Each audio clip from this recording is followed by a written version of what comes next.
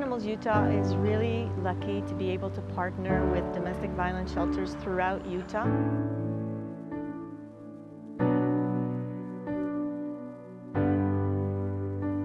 The requests come in 24 hours a day, 7 days a week, and it's exponential. One of my duties at Peace House is to answer the hotline calls, and most often I am talking with people. They've finally made the decision to leave a very abusive situation. They're struggling with what they're going to do with their children. What do they need to do? And then they say, but I have a pet. I've got to take my... And I say, oh, it's so great to have this program, the Purple Paw Project. I'm able to allay their fears immediately by saying, I have a wonderful place that will take care of your pet free of charge. A study right here in Utah showed that over 50% of women with pets won't leave if they can't take their pets, well over 50%.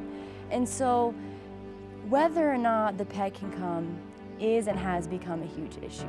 Because we have the Purple Paw Program, we don't have to force our survivors to make that decision. They can have both. They can have a life free from domestic violence, and they can keep their pet.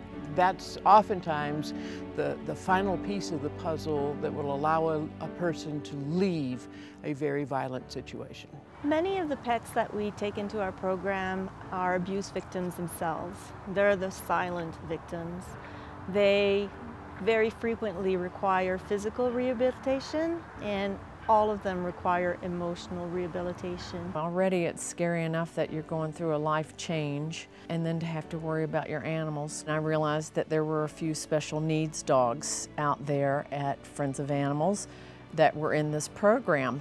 I just thought, oh, we can bring them home to hopefully have these dogs in a safe environment until their families can get back on their feet. Everything physically, emotionally needed for the pet is taken care of by this wonderful group of people who are committed to helping you as our client in a domestic violence shelter. So without the Purple Paw Program, we would have no options for these survivors. Absolutely none. Our hands would be tied.